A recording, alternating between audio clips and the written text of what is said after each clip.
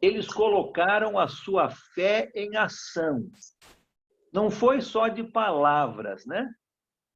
É mais fácil a gente só falar que tem fé. Mas esses 4 colocaram a sua fé em ação. Outra característica interessante é que as circunstâncias difíceis não pararam estes homens.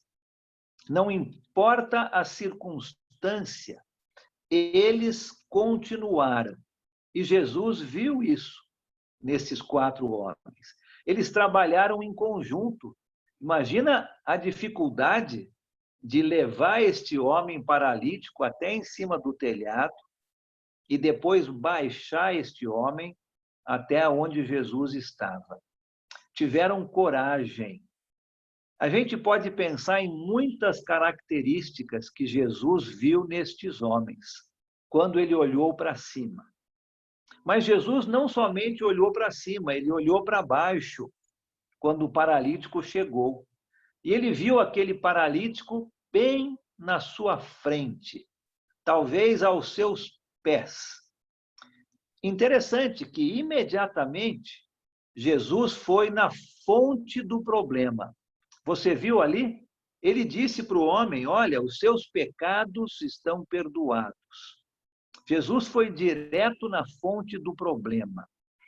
Nós não sabemos se aquele homem era paralítico por alguma coisa que ele fez. Talvez ele tentou roubar alguém e caiu de cima do telhado da casa de alguém. Não sei. Mas Jesus foi direto na fonte do problema, pecado. Jesus está mostrando para o povo o primeiro presente que ele veio trazer.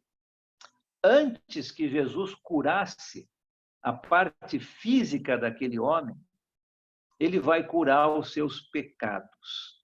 Interessante isso, não é? E Jesus, além de olhar para cima e olhar para baixo, ele olhou ao seu redor. E ele viu aqueles críticos que vieram, talvez, espionar o seu trabalho, mas que não tinham o seu coração de uma maneira correta, não é? O texto fala aqui, no versículo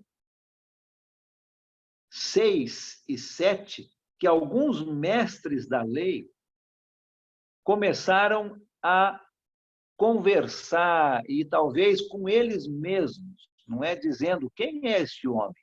Como é que esse homem pode dizer que cura pecados? E Jesus olhou ao seu redor e viu esses críticos. E Jesus olhou dentro dos corações destes homens e viu um coração cheio de crítica. Os escribas, os mestres da lei, eles achavam que somente Deus podia perdoar os certos, mas eles estavam se esquecendo que Jesus era Deus. E um dos presentes que Jesus veio dar é exatamente o perdão dos pecados. E Jesus deu a esses escribas e a todo o povo que estava ali ouvindo algo para eles pensarem. Olha o versículo 9, de novo, desse texto. Quando Jesus fala, o que é mais fácil dizer para o paralítico? Os seus pecados estão perdoados? Ou levante-se, pegue a sua maca e ande? Pensa um pouco se você estivesse ali e tivesse ouvido a pergunta de Jesus. O que seria mais fácil? Dizer para o paralítico, seus pecados estão perdoados? Ou dizer, levante-se, pegue o seu leito, a sua maca e ande? Com certeza, o mais fácil seria dizer, os pecados estão perdoados, porque ninguém ia conseguir ver, não é? O perdão dos pecados é algo que não se vê. Agora, pegar a sua maca e andar, isso seria visível para todo mundo. Então, Jesus faz uma pergunta e deixa com que esses críticos e o povo pense um pouco.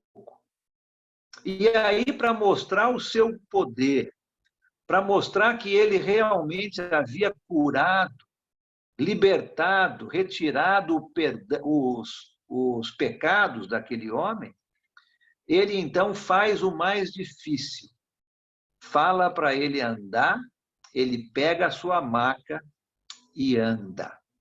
A cura deste homem paralítico era uma demonstração da sua cura dos seus pecados.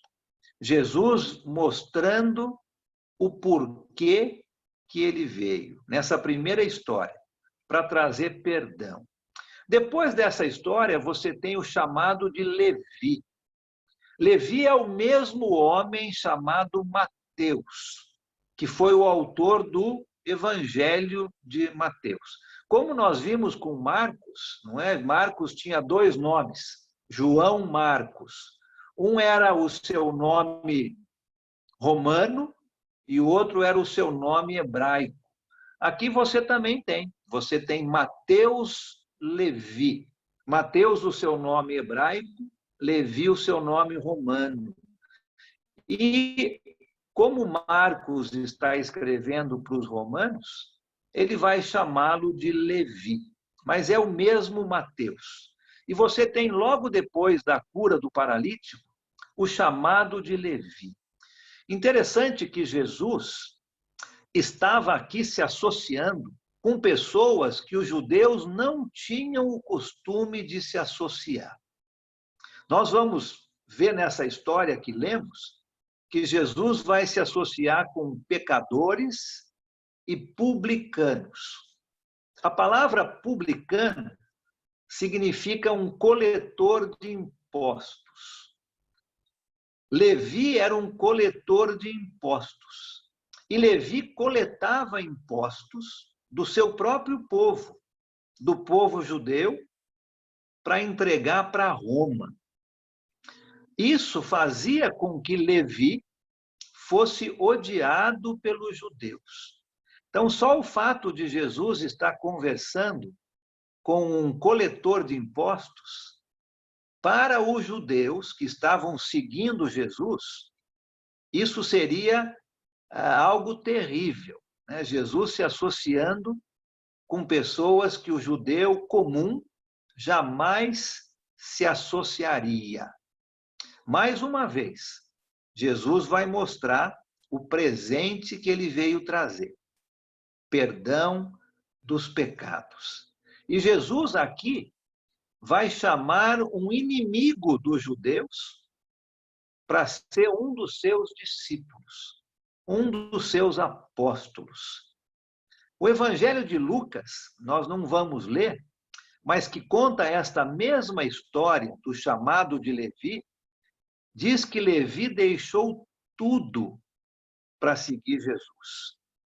Provavelmente, com esta decisão de Levi, de deixar o seu trabalho bem lucrativo e seguir Jesus, provavelmente ele perdeu o seu emprego.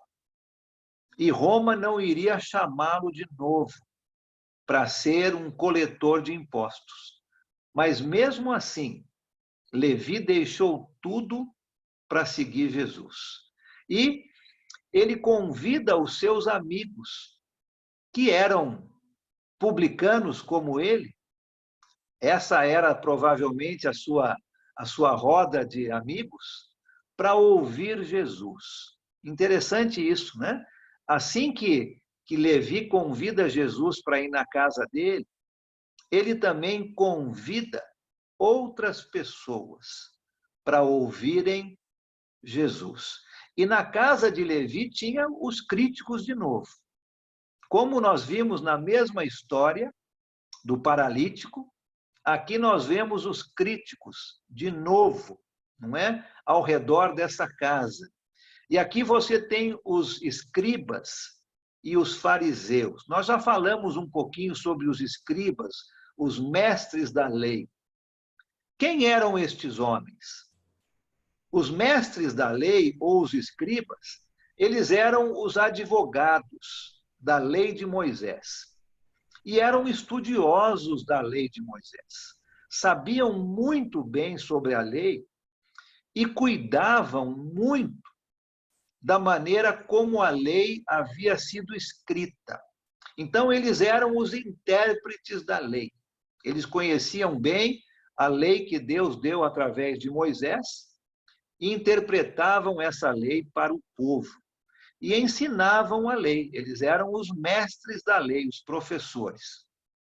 Os fariseus tinham um propósito de preservar a herança dos judeus.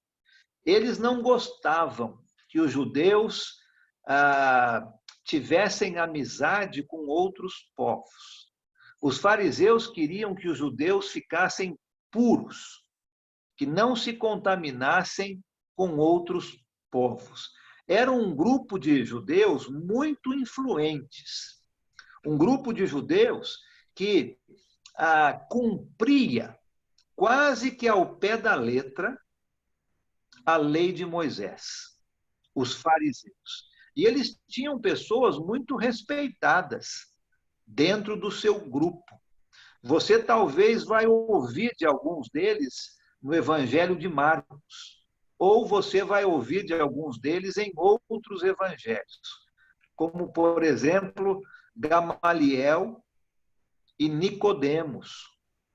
Eram dois fariseus. Então, tinham pessoas de respeito dentro do seu grupo. E eles estão aqui criticando Jesus, porque Jesus está se associando com pessoas que o judeu não se associava. Interessante, né? Jesus, mais uma vez. Sim, Sandra? Oi, posso só fazer uma pergunta? Lógico, pode, com certeza. Me corrija se eu estiver errada.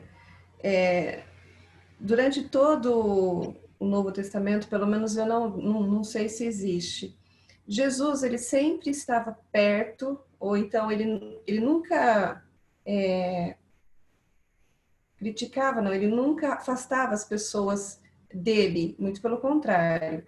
Ele estava sempre cercado de pecadores, né? Aliás, todos nós somos. Mas assim, eu nunca vi, pelo menos, Jesus criticar ou falar da pessoa, do pecado, criticar, enfim. Mas sempre ele sempre fazia duras críticas, ele falava abertamente sobre os escribas, os fariseus, e assim, é só com os religiosos. Isso não tinha com os pecadores, né? Porque ele estava sempre cercado deles, né? Sim, sim, você vai ver isso bastante, não é? Principalmente no Evangelho de Mateus. Jesus realmente criticando bastante os mestres da lei e os fariseus. Não porque eles eram pessoas ruins, mas porque eles eram hipócritas, no sentido de ensinar algo, mas não fazer, né?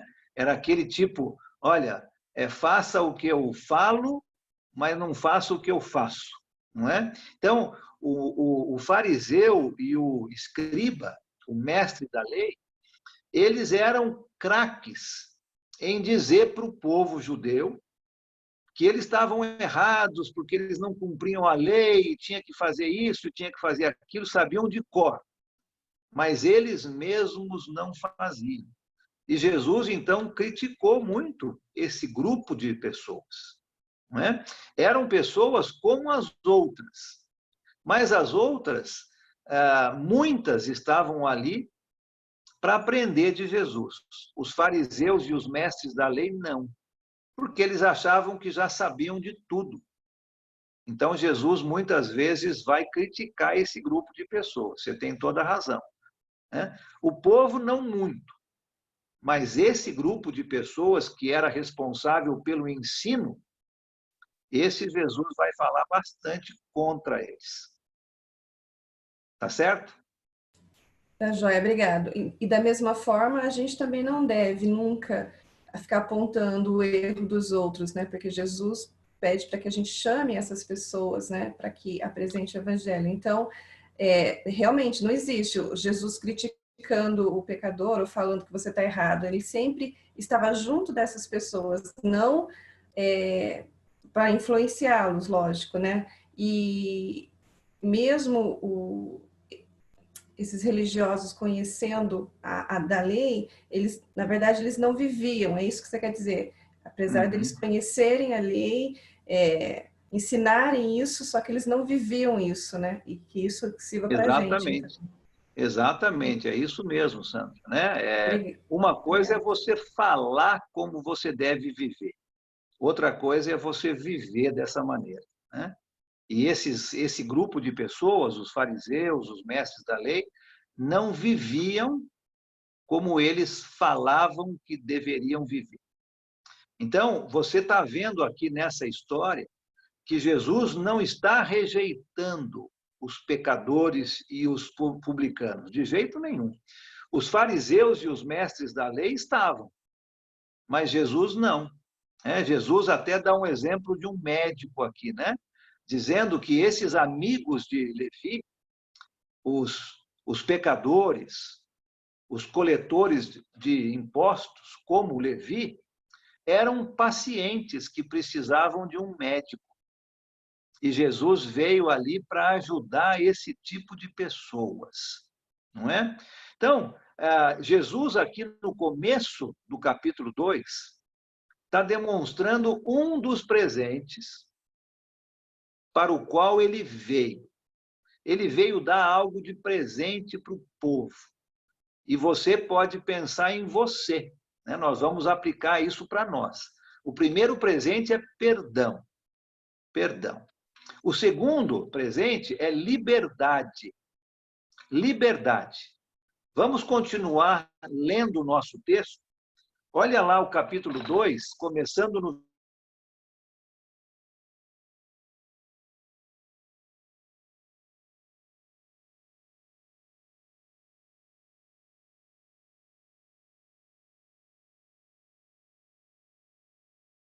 jejuando. Algumas pessoas vieram a Jesus e lhe perguntaram: por que os discípulos de João e os dos fariseus jejuam, mas os teus não? Jesus respondeu: como podem os convidados do noivo jejuar enquanto ele está com eles? Não podem, enquanto o têm consigo. Mas virão dias quando o noivo lhes será tirado, e nesse tempo jejuarão. Ninguém põe remendo de pano novo em roupa velha, pois o remendo forçará a roupa, tornando pior o rasgo. E ninguém põe vinho novo em vasilha de couro velha. Se o fizer, o vinho rebentará a vasilha, e tanto o vinho quanto a vasilha se estragarão. Ao contrário, põe-se vinho novo em vasilha de couro nova. 23. Certo sábado, Jesus estava passando pelas lavouras de cereal. Enquanto caminhavam, seus discípulos começaram a colher espigas. Os fariseus lhe perguntaram: olha, por que eles estão fazendo o que não é permitido no sábado? Ele respondeu: vocês nunca leram o que fez Davi, quando ele e seus companheiros estavam necessitados e com fome? Nos dias do sumo sacerdote Abiatar, Davi entrou na casa de Deus e comeu os pães da presença, que apenas aos sacerdotes era permitido comer. E os deu também aos seus companheiros. E então lhes disse: o sábado foi feito por causa do homem, e não o homem por causa do sábado. Assim, pois, o Filho do Homem é Senhor até mesmo do sábado. Interessante essas histórias aqui que Marcos conta. Você está vendo que Marcos ele vai ser muito dinâmico, como nós falamos, né? Jesus está curando alguém, depois ele está na casa de Levi comendo, depois ele já está andando por outro lugar, depois ele está passando por uma lavoura. Vai ser assim, é muito dinâmico, muita ação no Evangelho de Marcos. E aqui você vê, então, os discípulos de João, e aqui você entende os discípulos de João Batista, tá? Aquele que veio antes de Jesus, para preparar o caminho para Jesus.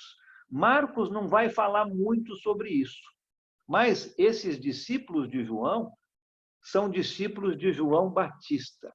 Os discípulos de João e os discípulos dos fariseus estavam jejuando. E eles, então, vêm perguntar para Jesus: olha, os discípulos de João e dos fariseus jejuam, mas os teus não. Por que que os de João fazem isso? Por que que os dos fariseus fazem isso e os teus não? Mais uma vez, né? Aqueles críticos estavam querendo realmente perturbar a chegada de Jesus. E nós vamos ver isso durante o Evangelho de Marcos. Muita oposição ao ensino de Jesus, principalmente desses líderes, porque Jesus vai falar muito contra eles. Jesus vai dizer: olha, vocês são hipócritas, e eles não vão gostar disso. O segundo presente que nós vamos ver nessas histórias aqui que lemos é liberdade. E começa com essa história desse noivo, não é? João Batista foi um homem muito sério. João Batista morava no deserto, ele comia gafanhotos e mel. Eu ouvi dizer aí que está chegando uma nuvem de gafanhotos aqui no Brasil, não é isso? Você ouviu? Pode comprar um potinho de mel e você vai poder ser como João, né? Você vai poder comer gafanhotos com mel. Eu não sei se é uma coisa muito boa ou não. Mas João Batista era um homem muito sério. Jesus comia com todos. Jesus brincava com as crianças. E Jesus até mesmo foi a um casamento.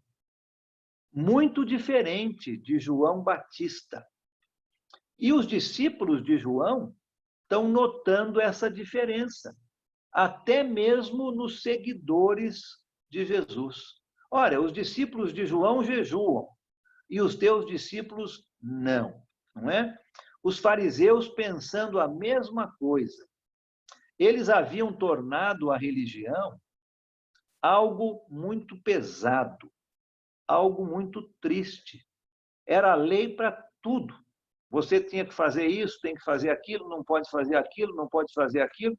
O fariseu e o mestre da lei punham um peso muito grande em cima das pessoas. E Jesus está dizendo aqui que a vida não é como um funeral, né? A vida deve ser como um casamento. E a parte mais alegre da vida é durante o noivado e no comecinho do casamento, não é? Depois, Jesus vai começar a ensinar que a vida com ele é uma vida de alegria, como se fosse uma festa de noivado, uma festa de casamento. Enquanto o noivo está presente, tem alegria, não tem tristeza, não tem jejum. Quando o noivo for embora, aí vai ser o tempo de jejum. E Jesus já está falando aqui, no comecinho do seu evangelho, no versículo 20, ele já está falando sobre a sua morte, não é? Quando o noivo, que é ele, não estiver mais com as pessoas, aí vai ser um período de tristeza, um período onde as pessoas vão poder jejuar por tristeza. Mas enquanto o noivo estava com eles, deveria ser um período alegre. Quem é que vai jejuar numa festa de casamento? Ninguém, né? É para ser alegre, é para ter liberdade, Jesus está dizendo. E ele vai deixar isso muito mais claro na próxima história que Marcos conta. Essa história aí desse pano novo em roupa velha e vinho novo em vasilha de couro velha. Vamos tentar entender essas duas histórias, Jesus está dando uma ilustração aqui para o povo, bem conhecida. Isso aqui que ele está dizendo era algo muito comum naquela época, e acho que para nós não é difícil da gente entender. Jesus está dando uma ilustração para ensinar que ele está vindo trazer uma nova lei. Uma lei que vai trazer liberdade para o povo. Jesus não veio para remendar, para emendar, né, a velha lei.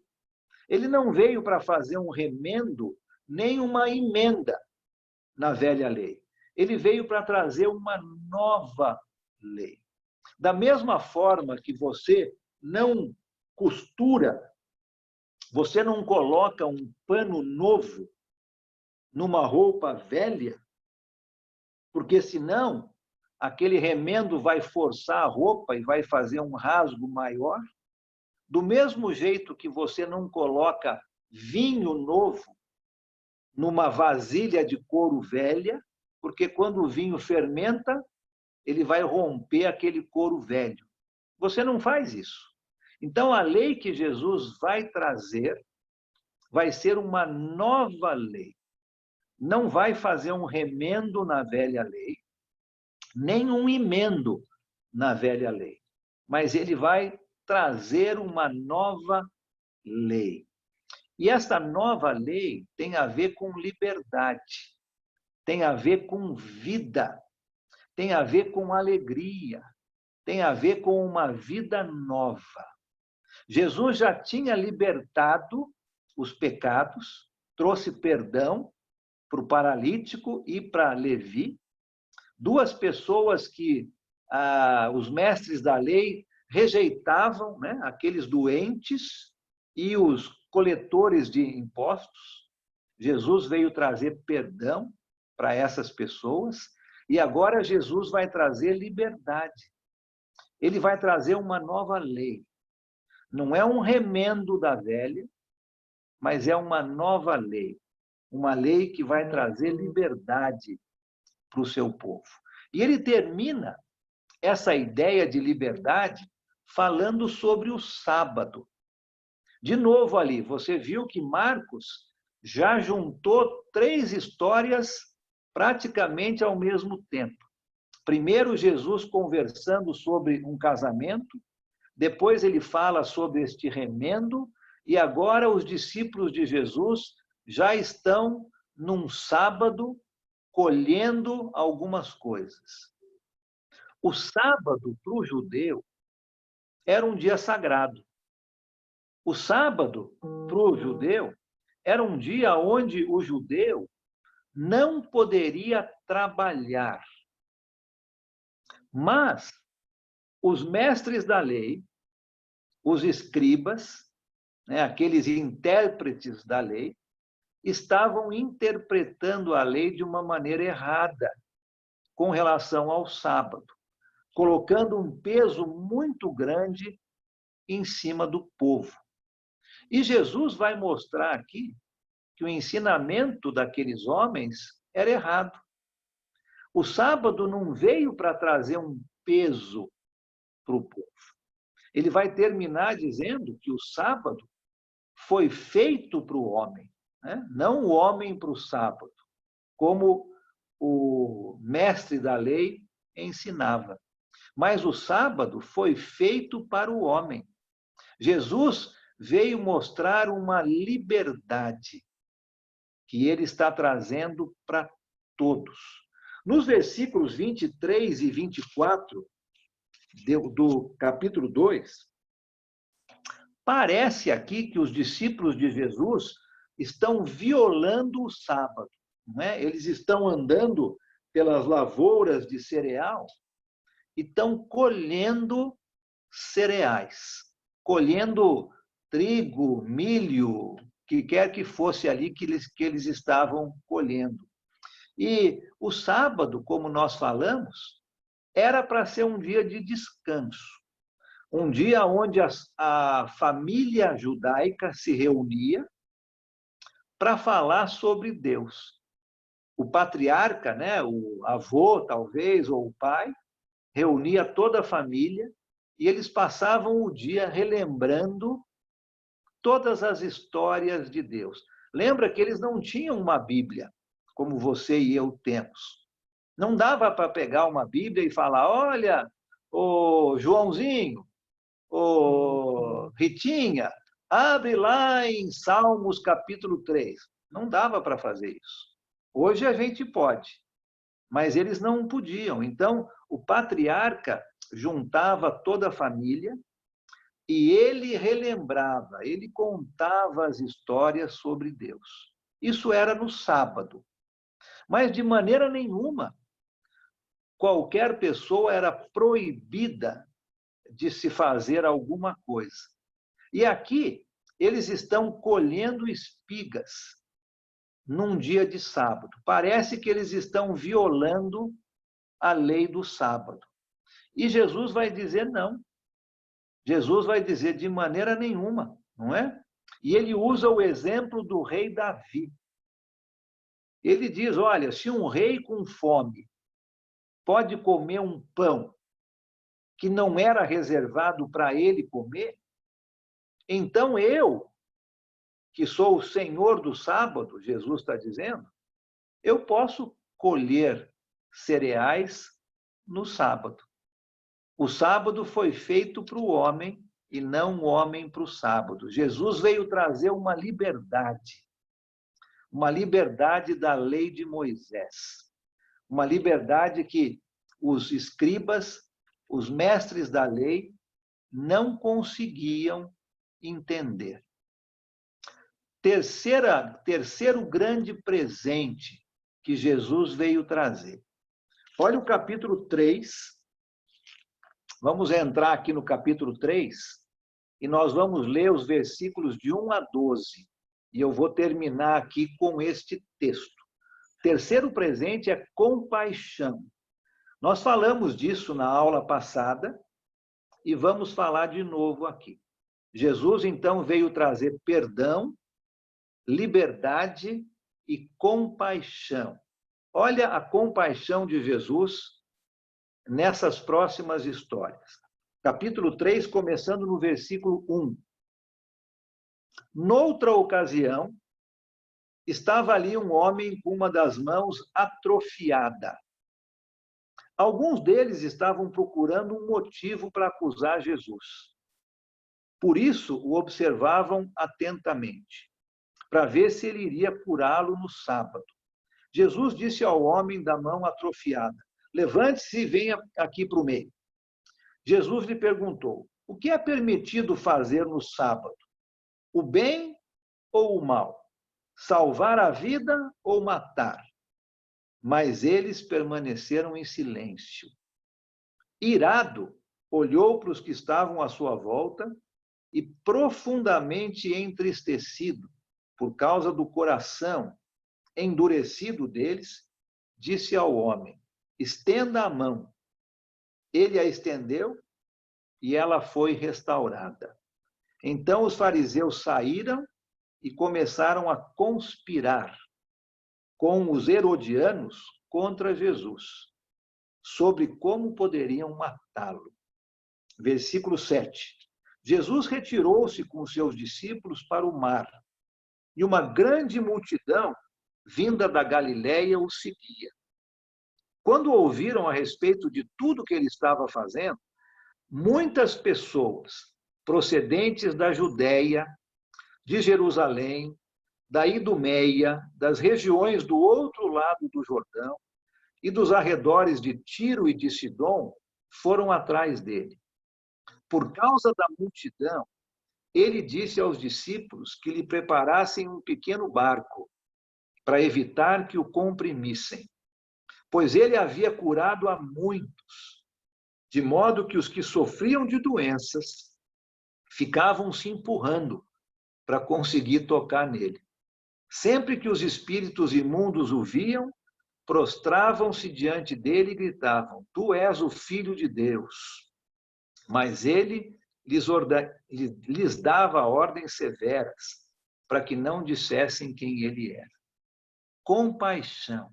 Jesus vai curar um homem que tinha uma mão atrofiada, ressequida, não sei como é que era essa mão, né? Num sábado de novo. E aqui nós temos os críticos de Jesus de novo, querendo ver se Jesus ia fazer algo no sábado, mesmo que fosse uma boa ação. E Jesus pergunta para eles, né? O que se pode fazer no sábado? Posso fazer o bem? Posso fazer uma cura? E pela dureza do coração deles, eles não responderam. Imagina que situação triste, não é?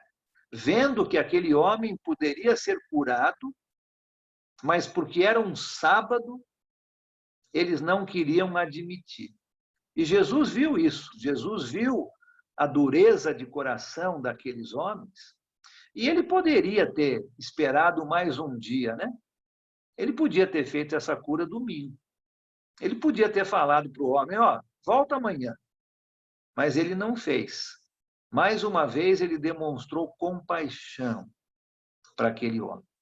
E, de novo, aqui, aqueles líderes, os fariseus, os escribas, conspirando contra Jesus. Mesmo que fosse para fazer o bem, eles não queriam admitir. E Jesus sai daquele lugar e ele quer ir para um lugar deserto, né? Ele quer ir para o mar, ele quer ir para um lugar onde talvez ele pudesse descansar.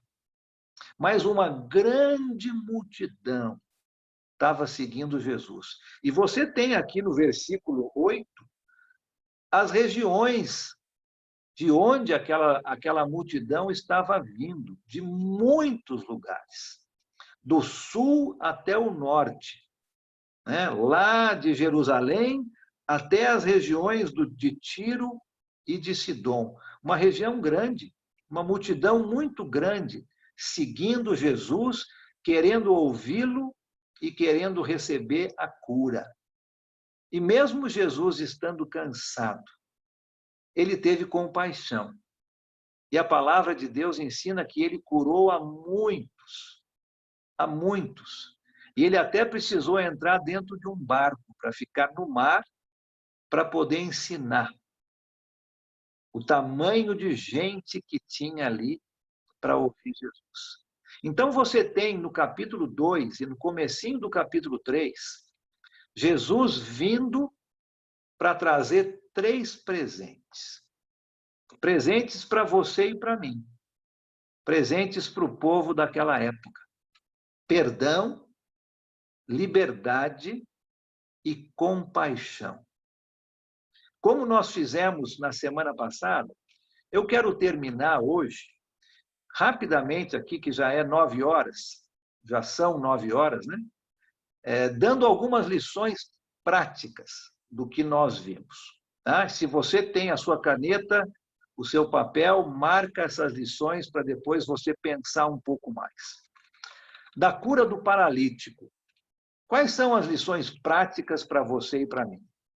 Eu penso que existem várias, mas como lição prática, nós podemos ver que o pecado é como uma doença e o perdão é como ter a sua saúde restaurada.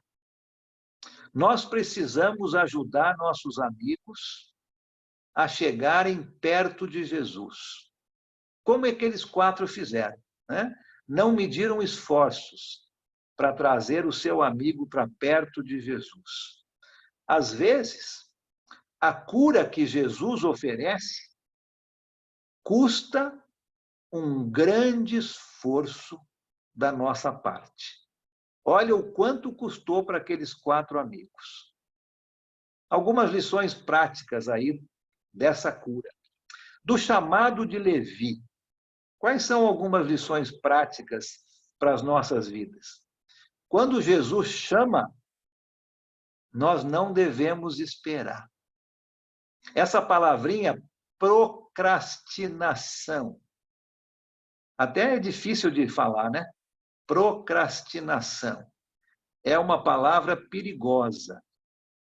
quando a gente deixa para fazer as coisas depois. Nós vemos Levi na mesma hora, seguindo Jesus. Quando Jesus chama, não devemos esperar.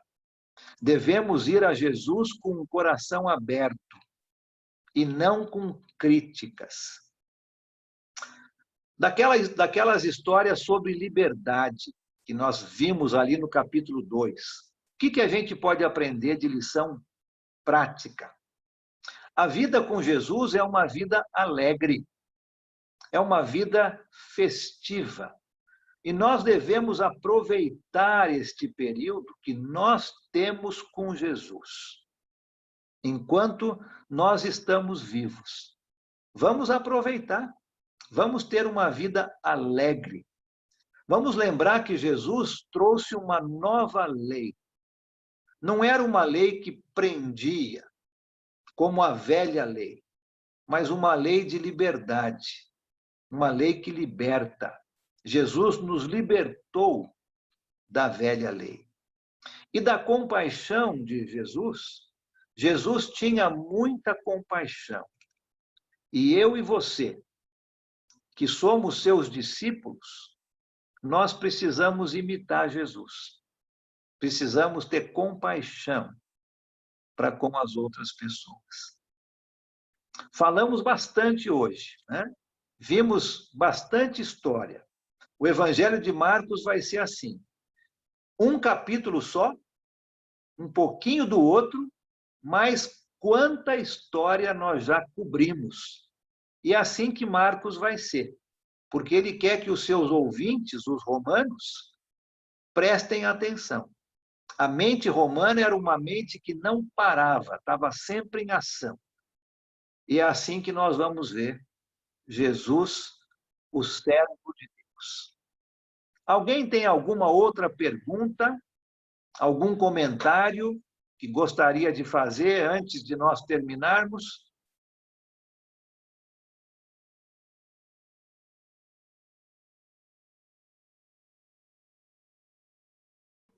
Ô, Alan, aqui, Sim. Valdizan. Oi, Valdizan. Valdizan está lá em Pelotas, no Rio Grande do Sul, hein? Pois é. Temos E gente do Rio amanhã... Grande do Sul até o Amazonas, hein? E amanhã o Alan vai estar aqui em Pelotas. Através do rádio, né? O Alan, Sim. eu queria realmente fazer aquela questão, ver aquela questão lá do capítulo 2. Inclusive, eu estava falando sobre isso ontem, que me chamou bastante atenção quando você fez a aplicação, que a cena mostra que no momento que Jesus discute com os fariseus e também no momento em que Jesus faz a cura, aqueles homens a gente pode ver eles com a cabeça no buraco lá em cima. E quando aquele homem levanta e sai na porta dando com aquela maca, é possível a gente ver até a possibilidade daquele telhado ter arrebentado mais, deles correndo para abraçar o amigo e fazendo aquela festa e pulando de alegria. E eu estava comparando, pensando na questão de nós, a nossa alegria, né, quando nós vemos alguém também sendo curado, a pessoa se batiza, a pessoa recebe a cura espiritual, né? A alegria que nós devemos sentir também. E às vezes a gente não vê tanta alegria quanto aqueles homens viram, né? Então, é algo realmente, esse texto é um texto que está para além de ver o milagre, ali aquela discussão de Jesus com os fariseus, mas ver o resultado daquela bênção na vida da pessoa. Então, eu fiquei assim, muito feliz até de ver o que você estava falando agora, né? Com relação a essa aplicação, como nós devemos nos preocupar com nossos amigos, aquelas pessoas que nesse momento podem estar passando por uma situação difícil, e a gente às vezes não se compadece tanto. Aqueles homens mostraram preocupação física, emocional e espiritual para com seu amigo e no final puderam receber essa grande bênção, né? Então, realmente, Isso muito mesmo. feliz, muito grato. Obrigado. Amém. Muito obrigado, Alan. Obrigado pelo seu comentário. Legal. Ô Alan, eu acho que a Adriana de Itu tinha erguido a mão. Tá bom? Pois não, Adriana? Libera o seu som, Adriana.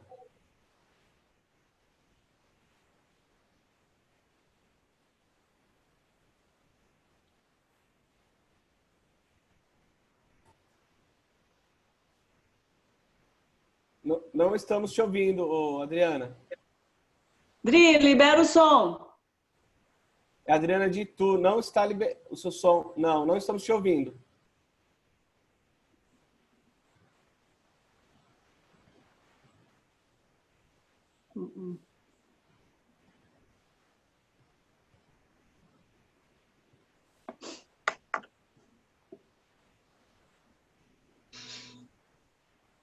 Não está dando para ouvir, né? Não. Eu até Fala tentei para ela liberar. digitar. Digita, Dri.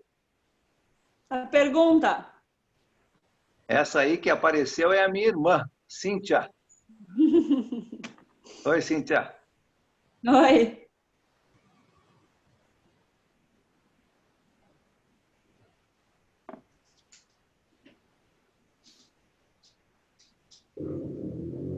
Fala. Fala, Cláudia. A Carolina, né? Acho que não está dando para ouvir. Que pena. Ela falou que não dá. É.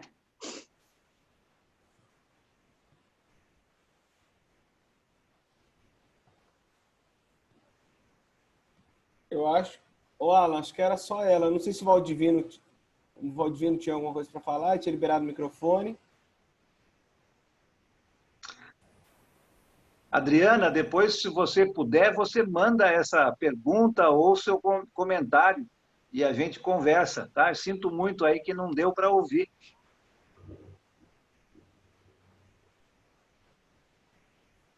Alan, Márcio, Márcio.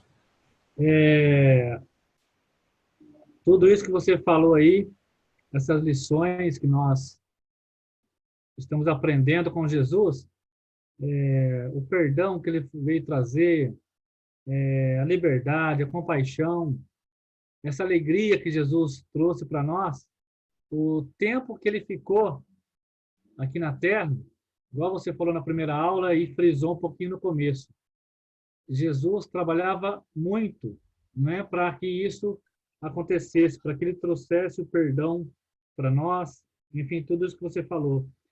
E no versículo 32 do capítulo 1, diz que ao anoitecer, ou seja, já estava escurecendo, né? Jesus curou muitos que sofriam de várias doenças, veio a cidade inteira, enfim. Imagina o tanto que Jesus trabalhou nessas horas aí, né? A cidade inteira lá e ele curando, enfim. Aí no 35, que hora será que Jesus tinha ido dormir, né? E no 35 fala que de madrugada, quando estava escuro, levantou-se e foi para um lugar deserto e ficou orando. Então, realmente, para trazer tudo isso aí, uma lição para nós, né? Temos muito serviço, né? é verdade, Márcio. Obrigado, né? Ele teve pouco tempo, né? 3 anos e meio, talvez, né? Uhum. Olha só quanta coisa, né? Muito bom. Muito obrigado a todos. Não sei se tem mais alguém, Lucas. Não quero passar muito do horário também para a gente não abusar, né? Mas tem mais alguém, Lucas? Não, Alan, que ergueu a mão, não. Muito bom. Então, vamos fazer o seguinte. Quero agradecer mais uma vez a presença de todo mundo. Que grupo bom que nós temos aqui nessa quinta-feira. Quinta-feira que vem, vamos estar de volta aqui. Então, às 20 horas, a sala vai estar aberta 15 minutos antes. Se você puder chegar um pouco antes, a gente consegue conversar, visitar um pouquinho. E às 8 horas começamos o nosso estudo, seguindo no texto aonde nós paramos. Tá bom assim? Espero ver todo mundo na quinta-feira que vem. Vou pedir ao Lucas, você que está aí com seu microfone aberto, você pode nos dirigir numa oração para terminarmos o estudo? E aí, então, nós vamos terminar essa parte hoje à noite. Tá bom? Muito obrigado a todos. Deus abençoe a todos. Vamos lá, oremos. Poderoso Deus, mais uma vez, Pai amado, estamos aqui, ó Pai, para te agradecer, ó Pai, por esse momento de comunhão. mesmo estando distantes fisicamente, ó Pai, o Senhor é o que nos une, ó Pai. Te agradecemos por esse estudo, te pedimos, ó Pai, que esse estudo ele penetre, Pai, no nosso entendimento, em nossas almas, e que possamos, ó Pai, colocar em prática a palavra que o Senhor nos deixou, Senhor Deus. Agradecemos pela vida de cada um aqui, ó Pai, por essa semana que já vai se findando, e até aqui, ó Pai, o Senhor tem nos sustentado, Senhor Deus. Abençoe a cada um aqui, ó Pai, nos abençoe e nos dê, Pai, sabedoria, Senhor Deus, e que possamos aplicar, ó Pai, dia a dia, aquilo que temos aprendido.